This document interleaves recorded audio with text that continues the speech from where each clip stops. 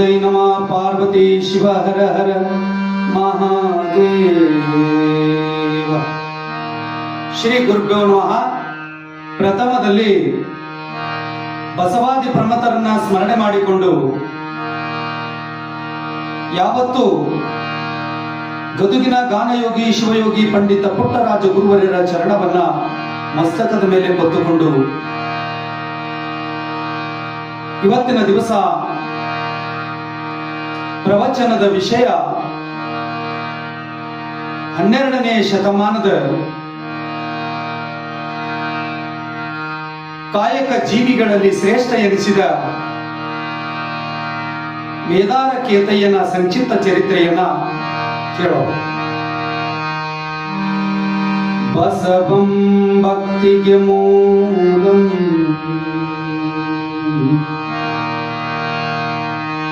ಬಸವಂ ಕಾಲಂಗೆ ಕಾಲನನುಪಮ ಶೈಲಂ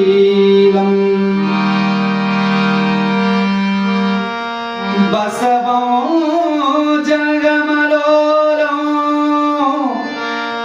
ಬಸವಾ ರಕ್ಷಿಪುದು ಎಲ್ಲ ಸಂಗನ ಬಸವ ಶರಣಾರ್ಥಿ ಸಂಗನ ಬಸವ ಶರಣಾರ್ಥಿ.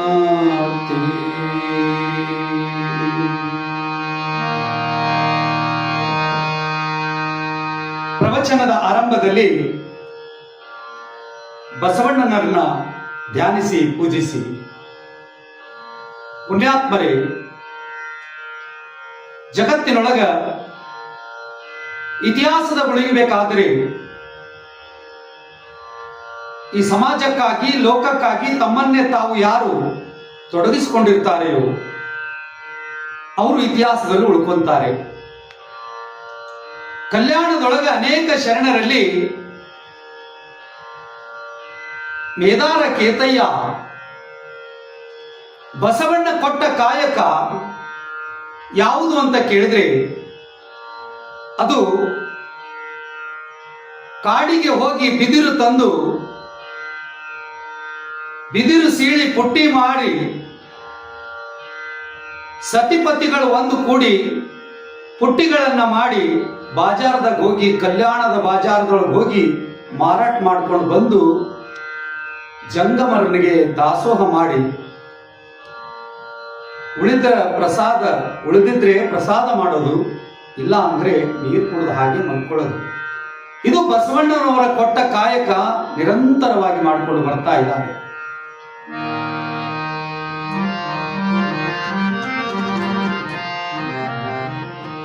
ಹೀಗಿರುವಾಗ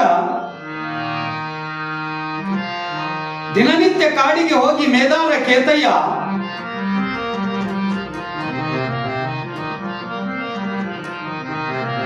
ಬಸವಣ್ಣನ ಧ್ಯಾನ ಮಾಡುತ್ತಾ ಕಾಯಕದಲ್ಲಿ ನಿರತನಾಗುತ್ತಾ ಇದ್ದ. ಬಸವ ಬಸವ ತಂದೆ ಬಸವರಸ ಬಸವೇಶ ಕೃಪೆಯಾಗು ಬಸವಣ್ಣ ಬಸವರಾಜ ಬಸವೇಶ ನನ್ನ ತಂದೆ. ಕಾಯಕದಲ್ಲಿ ಬಸವಣ್ಣನ ನೆನೆಯುತ್ತಾ ದಿನನಿತ್ಯ ಕಾಡಿಗೆ ಹೋಗಿ ಬಿದಿರನ್ನು ತರುತ್ತಿದ್ದ. ನಿರಂತರವಾಗಿ ಕಾಯಕ ನಡೀತಾ ಇದೆ. ಪುಣ್ಯಾತ್ಮರೇ, ಮನೆಯೊಳಗೆ ಸತಿ ಶಿರೋಮಣಿಯಾಗಿರ್ತಕ್ಕಂಥ ಕಲ್ಯಾಣಿ ಮೇದಾರ ಕೇತಯ್ಯನ ಹೆಂಡತಿ ಮಡದಿ ಗಂಡ ಬರುವುದನ್ನೇ ಕಾಯ್ತಾ ಇದ್ರು. ಪತಿರಾಯ ಬಂದ ತಕ್ಷಣ ಆ ಬಿದಿರಿನ ಹೊರೆಯನ್ನು ಇಳಿಸಿ ಇಬ್ಬರು ಕೂಡಿಕೊಂಡು ಪುಟ್ಟಿಗಳನ್ನ ಮಾಡ್ತಾ ಇದ್ದಾರೆ. ನೋಡಿ, ಬಸವಣ್ಣನವರ ಕೊಟ್ಟ ಕಾಯಕ ಬಹಳ ನಿಷ್ಠೆಯಿಂದ ಪ್ರಾಮಾಣಿಕತೆಯಿಂದ ಸತ್ಯವಾಗಿ ಅವರು ನಡೆಸ್ಕೊಂಡು ಬರ್ತಾ ಇದ್ದಾರೆ.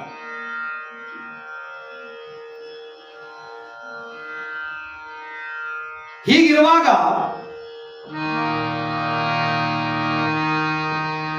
ನಿರಂತರವಾಗಿ ಕಾಯಕ ನಡೆದಿದೆ. ಪುಟ್ಟಿಗಳನ್ನ ಬಾಜಾರದಲ್ಲಿ ಮಾರಾಟ ಮಾಡಿಕೊಂಡು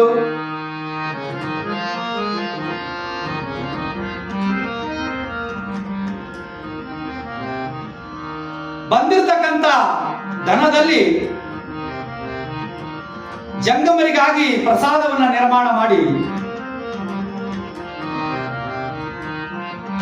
ಇಬ್ಬರು ಸತಿಪತಿ ಇರ್ಬೇಕ್ರಿ. ಗಂಡ ಹೆಂಡತಿ ಹೆಂಗಿರ್ಬೇಕಂದ್ರೆ ಸಂಸಾರದೊಳಗೆ ಬೆಲ್ಲ ಇದ್ದಂಗೆ ಇರ್ಬೇಕು. ಅದಕ್ಕೆ ದಾಸಿಮಾರಿಯರು ಒಂದು ಕಡೆ ಹೇಳ್ತಾರೆ,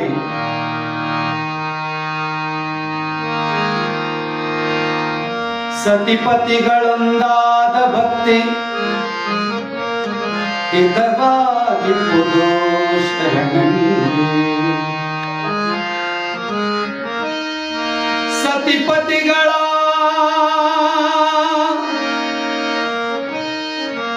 ಒಂದಾದ ಭಕ್ತಿ ಹಿತವಾಗಿಪ್ಪುದು ಶಿವಂಗೆ.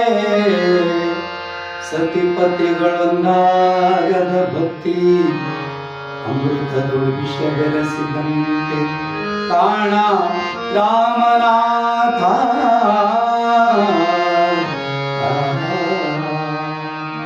ಸತಿಪತಿಗಳು ಹೇಗಿರ್ಬೇಕು ಅಂತ ಕೇಳಿದ್ರೆ ಒಂದೇ ಮನಸ್ಸು, ಒಂದೇ ಮಾತು. ಹೀಗೆ ಸತಿಪತಿಗಳ ಜೀವನ ಸಂಸಾರದಲ್ಲಿ, ಪ್ರಪಂಚ ಜೀವನದಲ್ಲಿ ನಗುನಗುತ್ತ ಕಾಲ ಕಳೆಯಬೇಕು. ಹಾಗೆ ಮೇದಾರ ಕೇತಯ್ಯ ಸತಿ ಶಿರೋಮಣಿಯಾದ ಕಲ್ಯಾಣಿ ಇಬ್ಬರು ನಗುನುಗುತ್ತ ಕಾಯಕ ಮಾಡ್ತಾರೆ. ಬಸವಣ್ಣ ಕೊಟ್ಟ ಕಾಯಕ ನಿಲ್ಲಿಸಲಿಲ್ಲ. ಹೀಗೆ ದಿನಗಳ ಕಳೀತಾವೆ. ಜಂಗಮರೆಲ್ಲರೂ ಹರಕೆ ಕೊಟ್ಟು ಹೋಗ್ತಾರೆ.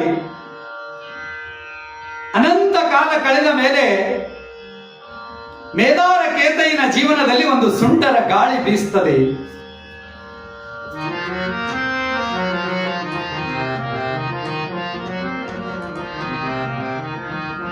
ದಿನನಿತ್ಯದ ಪದ್ಧತಿ ಹಾಗೆ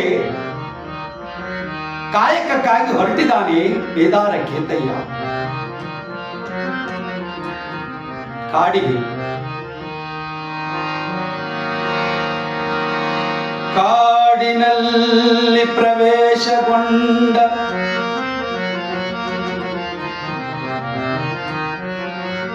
ಮೇದಾರ ಕೇತಯ್ಯನಿಗೆ ಅಂದು ಬಿದಿರು ಸಿಗಲೇ ಇಲ್ಲ. ಎಲ್ಲಾ ಕಡೆಗೆ ಹುಡುಕಾಡ್ತಾನೆ, ಬಿದಿರು ಸಿಗ್ತಾ ಇಲ್ಲ. ಏನು ವಿಚಿತ್ರ ಇದು! ಬಸವಣ್ಣನ ಪರೀಕ್ಷೆಯೋ?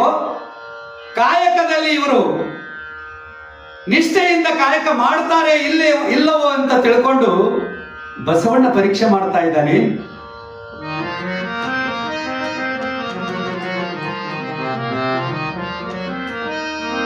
ಬಸವ ಬಸವ ಎಂದೊಡೆ ಮಾಡಿದ ಪಾಪವೆಲ್ಲ ದಶಗೆಟ್ಟಿ ಹೋಗುವುದು ನೋಡ. ಬಸವ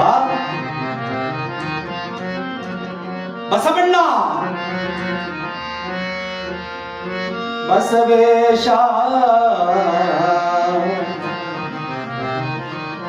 ನೀನೆಷ್ಟು ಕಾಡುತ್ತಿ ಕಾಡಪ್ಪ, ನೀ ಕಾಡಿದಷ್ಟು ನನಗೆ ಪಾಡಪ್ಪ ಎಂತಾನೆ ಮೇದಾರ ಕೇತಯ್ಯ. ಹೋದ ಕಾಡಿನಲ್ಲಿ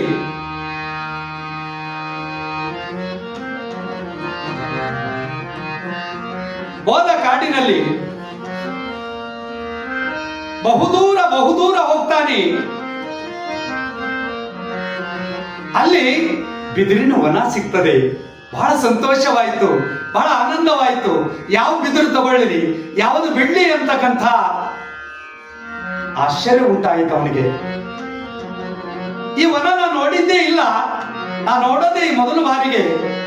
ಅಯ್ಯೋ, ನಾನು ದಿನನಿತ್ಯ ಇಲ್ಲಿಗೆ ಬರಬೇಕು ಅಂತ ತಿಳ್ಕೊಂಡು ದೊಡ್ಡದಾದ ಬಿದಿರಿನ ಮರವನ್ನು ನೋಡ್ದ.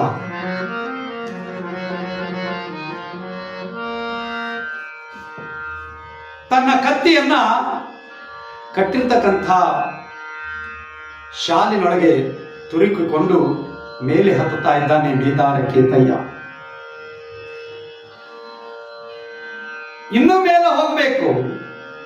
ಒಂದೊಂದು ಟೊಂಗೆ ಕಡಿತಾನೆ, ಮತ್ತೊಂದು ಕೈ ಹಿಡಿತಾನೆ, ಮತ್ತೆ ಮೇಲೆ ಹೋಗ್ತಾನೆ, ಮತ್ತೊಂದು ಟೊಂಗೆ ಕಡಿತಾನೆ. ಹೀಗೆ ಮೇಲೆ ಮೇಲೆ ಮೇಲೆ ಹೋಗಿ ಇಡೀ ತುಟ್ಟ ತುದಿಗೆ ಹೋಗ್ತಾನೆ. ಏನಾಯ್ತು ಅಂತ ಕೇಳಿದ್ರೆ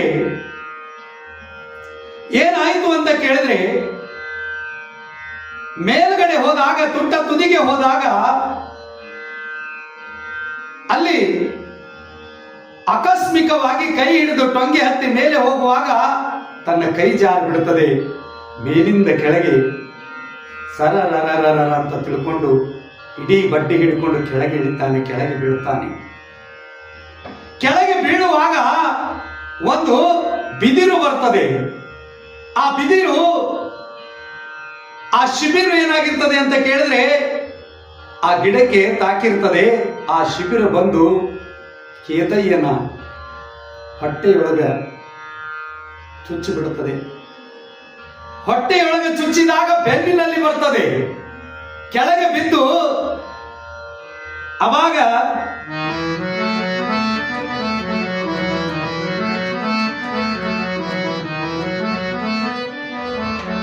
ಬಹಳಷ್ಟು ತ್ರಾಸಾಗ್ತದೆ. ಹೀಗಿರುವಾಗ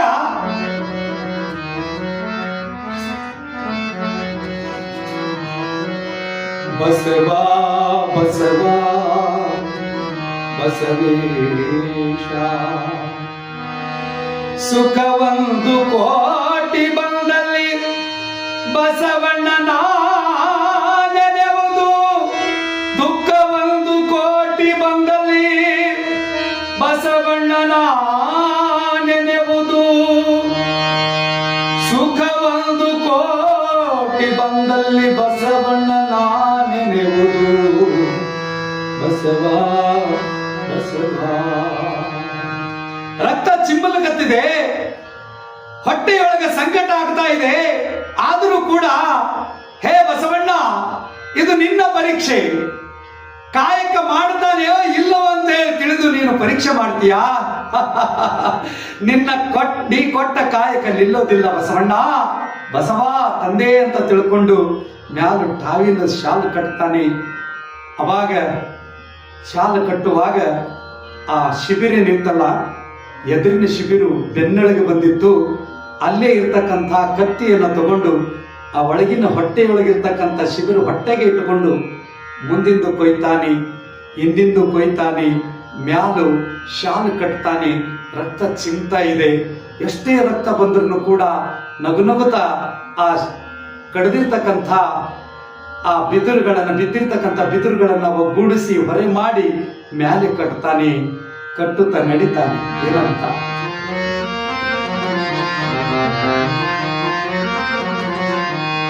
ಕರುಣೆ ತೋರ ಬಸವೇಶ, ನನ್ನ ಕಾಯು ಪರಮೇಶ. ಕರುಣೆ ತೋರ ಜಗದೀಶ, ನನ್ನ ಕಾಯು ಬಸವೇಶ. ಮೇದಾರ ಕೇತಯ್ಯ ಹಾಡುತ್ತಾ ನಲಿಯುತ್ತಾ ಮನೆಗೆ ಬರ್ತಾ ಇದ್ದಾನೆ. ಬಸವ ಬಸವೇಶ, ಬಸವಣ್ಣ ಕೊಟ್ಟ ಕಾಯಕ ನಿಲ್ಲಬಾರದು ಅಂತ ತಿಳ್ಕೊಂಡು ಮನೆಗೆ ಬಂದ. ಸತಿ ಶಿರೋಮಣಿ ಓಡಿ ಬರ್ತಾಳೆ. ಹೊಟ್ಟೆಯಿಂದ ರಕ್ತ ಚಿಮ್ಮದು ನೋಡಿ ಬಹಳ ಗಾಬರಿ ಆಗ್ತಾಳೆ. ಏನ್ರಿದು? ಏನು ಕೇಳಬೇಡ, ಹೊರೆ ಇಳಿಸು. ಕಾಯಕ ಮುಗಿದ ತಕ್ಷಣ ಎಲ್ಲ ವಿವರವಾಗಿ ಹೇಳ್ತೀನಿ ಅಂತ ತಿಳ್ಕೊಂಡು ಆಗ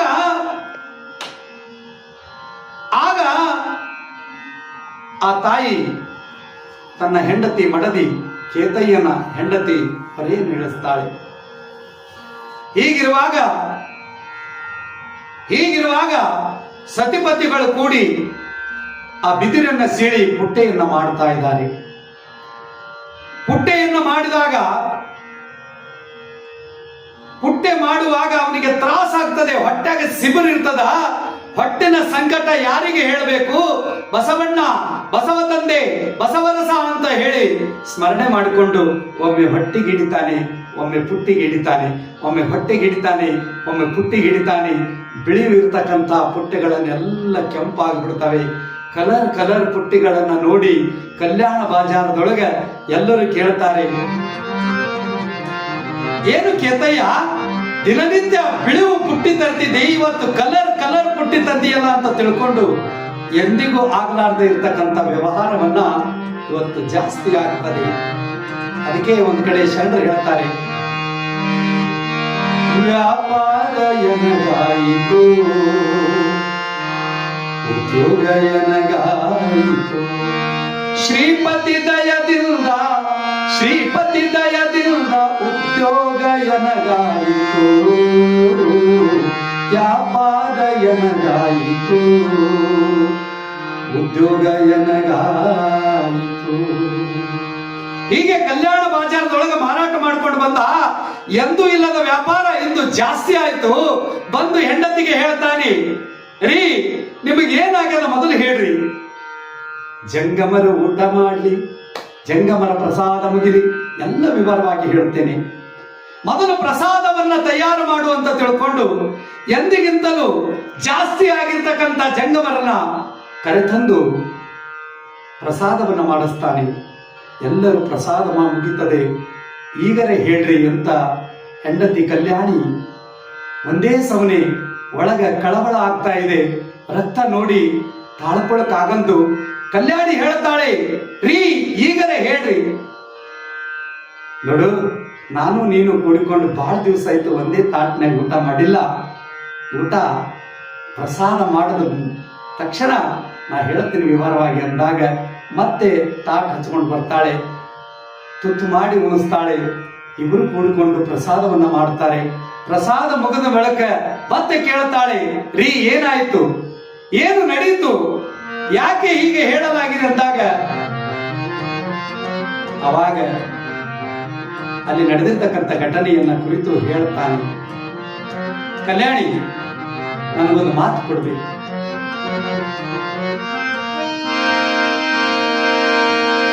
ನೀನೆ ನನ್ನ ದೈವ, ನೀನೆ ನನ್ನ ದೇವ, ಸರ್ವಸ್ವ ನೀನೆ ಎಂದು ನಿನ್ನ ನಂಬಿ ನಾ ಬಂದೆ.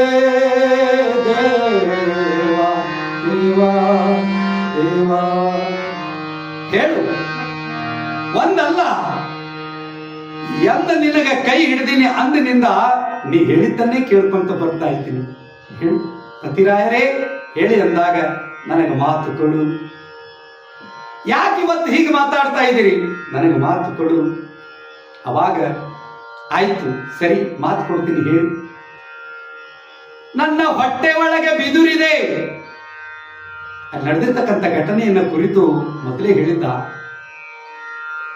ಹೊಟ್ಟೆಯೊಳಗ ಬಿದಿರಿದ್ರು ಕೂಡ ಕಾಯಕ ನಿಲ್ಲಿಸಲಿಲ್ಲ. ನಾನು ಹೋದ ಮೇಲೆ ಕಾಯಕ ನಿಂದಿರಬಾರ್ದು. ಹಾಗೆ ಮಾತಾಡ್ಬೇಡ್ರಿ, ಹಾಗೆ ಮಾತಾಡ್ಬೇಡ್ರಿ, ಹೋಗೋ ವಿಚಾರ ಮಾತಾಡ್ಬೇಡ್ರಿ.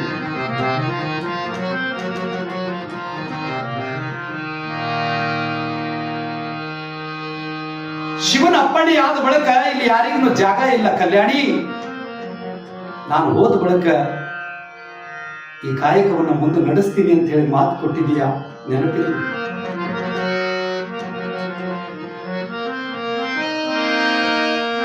ಬಸವಣ್ಣ ಕೊಟ್ಟ ಕಾಯಕ ನಿಲ್ಲಬಾರದು ಕಲ್ಯಾಣಿ. ಹೊಟ್ಟೆ ಒಳಗಿರ್ತಕ್ಕಂಥ ಶಿಬಿರನ್ನು ತೆಗೆದು ಬಿಡುವಂದಾಗ ಆಗ ಆ ರಕ್ತವನ್ನು ನೋಡದೇ ಆಗಿರತಕ್ಕಂಥ ಸನ್ನಿವೇಶ ಹೇಗೆ ತೆಗಿಲಿ, ಇದು ನನ್ನಿಂದ ಸಾಧ್ಯ ಇಲ್ಲ, ಇದು ಗಂಡನ ಆಜ್ಞೆ ಇದೆ, ಪತಿರಾಯನ ಆಜ್ಞೆ ಇದೆ, ನೀನು ತೆಗಿಲೇಬೇಕು ಅಂದಾಗ ಅವಾಗ ಕಣ್ಣು ಮುಚ್ಚಿ ಗಟ್ಟಿ ಧೈರ್ಯ ಮಾಡಿ ಒಳಗಿನ ಶಿಬಿರನ್ನ, ಆ ಹೊಟ್ಟೆಯೊಳಗಿರ್ತಕ್ಕಂಥ ಬಿದಿರನ್ನ ಕಿತ್ತುತ್ತಾಳೆ. ಅವಾಗ ನಿನ್ನ ತೊಡಿ ಮೇಲೆ ಮಲ್ಕೊಳ್ಳುವ ಹಾಗೆ ಮನಸ್ಸಾಗಿದೆ ಅಂತ ತಿಳ್ಕೊಂಡು ತೊಡಿ ಮೇಲೆ ಮಲ್ಕೊಂತಾನೆ. ಅಂದ್ರೆ ತೊಡಿ ಮೇಲೆ ತಲೆ ಇಟ್ಟು ಆಗ ಮಲ್ಕೊಂಡ ಕೇತಯ್ಯ ಅವಾಗ ಹೇಳ್ತಾನೆ, ಈ ಕಾಯಕ ನಿಲ್ಲಬಾರ್ದು, ಬಸವಣ್ಣ ಕೊಟ್ಟಿದ್ದು ಬರಲಾ ಅಂತ ಹೇಳಿ ಕೈಯಾಗ ಕೈ ಕೊಟ್ಟು ಲಿಂಗೈಕ್ಯನಾದ ಮೇದಾರ ಕೇತಯ್ಯ. ಅವಾಗ ಹೆಂಡತಿಗೆ ಎಲ್ಲಿಲ್ಲದ ಗೋಳು,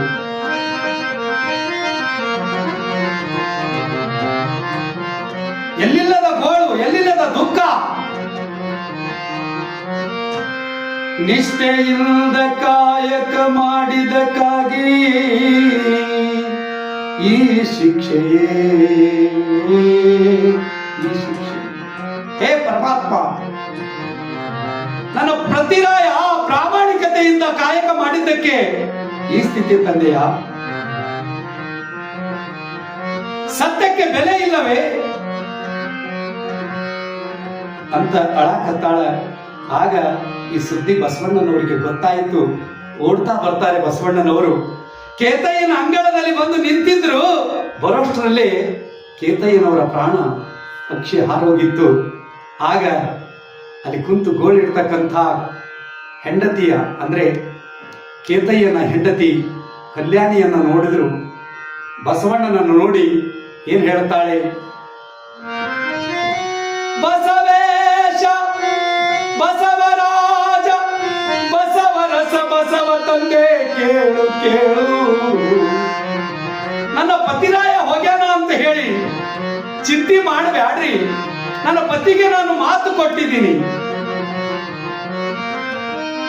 ನಾವು ಮಾಡುವ ಕಾಯಕ ಬಸವಣ್ಣ ನೀ ಕೊಟ್ಟ ಕಾಯಕ ನಿಲ್ಲೋದೇ ಇಲ್ಲ, ನಿಲ್ಲೋದಿಲ್ಲ. ನಾನು ಸ್ವತಃ ಕಾಡಿಗೆ ಹೋಗಿ ಬಿದಿರು ತಂದು ಪುಟ್ಟಿ ಮಾಡಿ ಬಾಜಾರ್ದಾಗ ಮಾರಾಟ ಮಾಡ್ಕೊಂಡು ಬಂದು ಚಂಗಮರಿ ಉಳಿಸಿ ಉಳಿದರೆ ಪ್ರಸಾದ ಮಾಡುತ್ತೇನೆ, ಇಲ್ಲ ಅಂದ್ರೆ ಹಾಗೆ ನೀರು ಕುಡಿತೇನೆ. ಇದು ನನ್ನ ಗಂಡನ ಆಜ್ಞೆಯಾಗಿದೆ. ಬಸವಣ್ಣ ದೂರ ನಿಂತು ಕಣ್ಣೀರು ಹಾಕ್ತಾನೆ. ಎಂತಹ ಕಲ್ಯಾಣ ಇದು! ಇಂತಹ ಕಲ್ಯಾಣದೊಳಗೆ ಎಂತಿಂತ ಶರಣರಿದ್ದಾರೆ ನೋಡಲಾಗಲಿಲ್ಲ ಗೋಳು. ಬಸವಣ್ಣ ತಿರುಗಿ ಮಹಾಮನೆಗೆ ಹೋಗ್ತಾನೆ.